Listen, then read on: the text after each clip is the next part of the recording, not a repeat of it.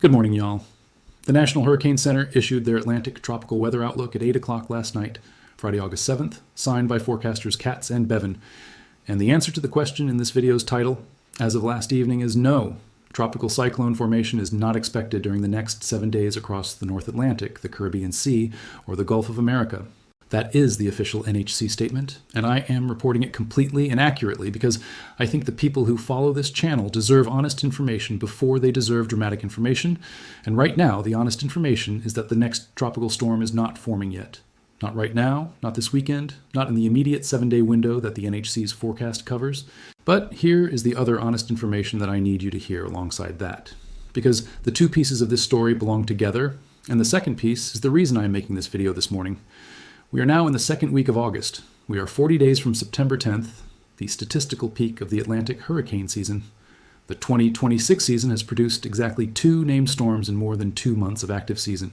The next 3 storm names on the NHC's Atlantic list are Cristobal, Dolly, and Edward. And on average, the 4th named storm of an Atlantic hurricane season forms around August 15th. 10 days from now, we are in the period when the Atlantic basin, historically, starts to wake up. And the question of whether the next tropical storm is forming is the most important tropical weather question in the country right now. Not because the answer today is yes, but because the answer could change, and because understanding what the current atmospheric and oceanic environment looks like as we enter this critical window is the foundation for every decision that Gulf Coast and East Coast communities are going to need to make over the next 4 to 6 weeks. So let me walk you through exactly what the NHC's latest data shows about the current state of the tropics, what the 3 waves that are in the Atlantic basin right now are doing, what the environment they are moving into looks like, and why the early August period is the inflection point that every community on the Gulf and East Coast needs to be paying attention to, even when the official answer today is no tropical cyclone expected. The NHC's tropical weather discussion, issued at 00:15 UTC this Friday morning, describes the Caribbean basin in terms that tell you the atmosphere is active even without a named storm. The discussion lists a Caribbean gale warning as a special feature, a designation that the NHC reserves for sustained periods of gale force or near gale force trade winds across the south central Caribbean that create genuinely dangerous marine conditions. The pressure gradient between a 1027 millibar high located near Bermuda and the Colombian low over northern South America is driving fresh to strong trade winds across the south central Caribbean, including the Gulf of Venezuela, along with moderate to rough seas that the discussion specifically says will build to rough to very rough. At times this weekend, as the pressure gradient tightens and accelerates winds offshore Colombia and in the Gulf of Venezuela to near gale force speed. Fresh winds are also pulsing in the Gulf of Honduras and in the windward passage through the forecast period. Scattered showers and thunderstorms are active from Jamaica to Grand Cayman to the coast of Cuba. The Caribbean is not quiet. It is not benign. It is a basin with a strong marine hazard profile right now and active convection in the Western Caribbean corridor, all of that happening in the complete absence of a named tropical cyclone or even a system being highlighted for development by the NHC. That distinction matters. An active Caribbean weather pattern, rough seas, strong trade winds, shower and thunderstorm activity, does not require a named storm to produce real and serious impacts for the communities and the maritime interests in its path. And it is worth the reminder that the same general atmospheric setup that is currently maintaining rough seas and strong trade winds across the south central Caribbean is also the setup that determines how the tropical wave pipeline, moving westward from Africa, interacts with the Caribbean environment. When the trade wind flow is strong and organized, it can either help or hurt the development process depending on the specifics of any given wave's structure and the location where it encounters that flow. Which brings me to the 3 waves that the NHC and the broader meteorological community are currently tracking across the Atlantic basin. The DOETA August 2026 Atlantic Hurricane Season Outlook, updated this week, identifies 3 tropical waves being monitored. One in the eastern Atlantic near 24 degrees west, longitude moving westward, a second in the central Atlantic near 49 degrees west, and a third in the eastern Caribbean near 68 degrees west longitude.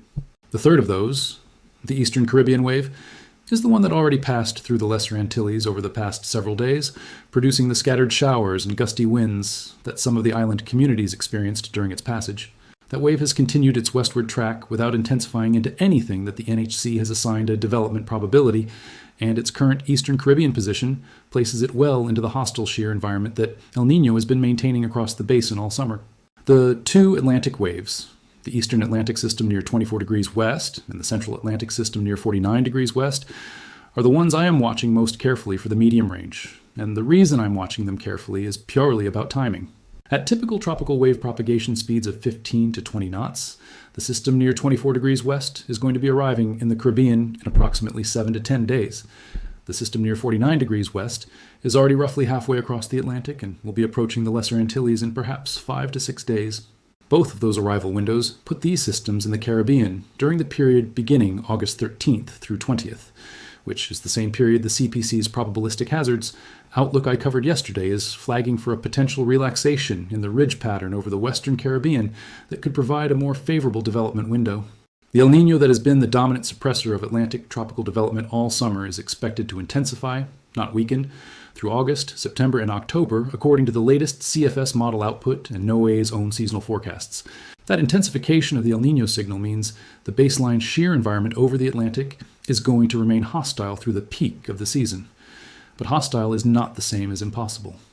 The same El Niño that has kept the basin quiet through all of June and July and the first week of August is the same pattern that allowed tropical storms Arthur and Bertha to form.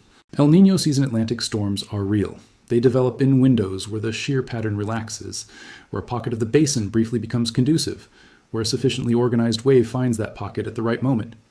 The question for the next several weeks is not whether any such window will open. Based on the history of El Niño seasons, some windows will open.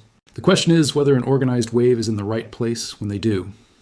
Here is something about early August that is true every single year, and that I think deserves clear emphasis for every community in the Gulf Coast and the East Coast that has been watching the season's quiet start with something between relief and complacency. The fourth named storm of an Atlantic hurricane season typically forms around August 15th. The statistical peak of the entire season is September 10th.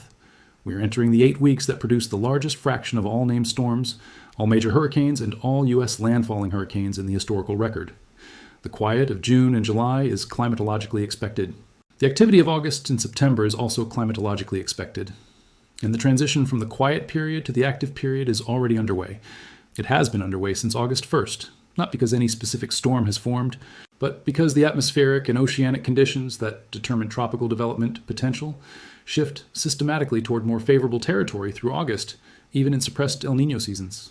The Gulf of America is carrying sea surface temperatures that are above the long-term average for this date across most of the basin.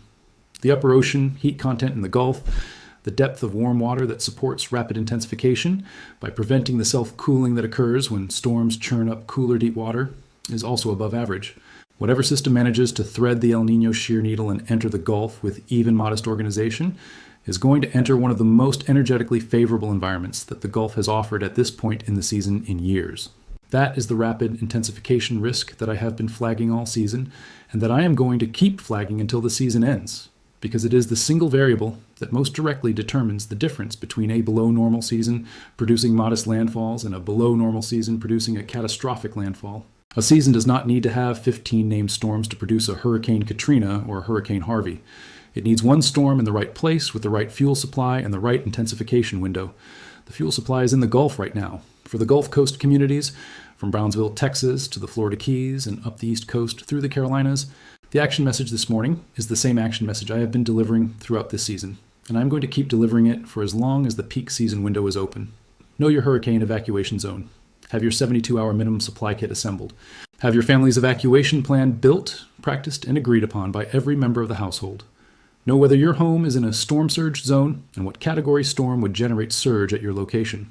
Know where the public shelters are in your county, and set up y'all call tonight, because when the next tropical storm forms and approaches the coast, and one will form, and one will approach a coast this season, because that is what Atlantic hurricane seasons do even in below normal years, the outer rain bands will be producing tornadoes in the overnight hours before the official landfall, and a direct phone call to your specific number.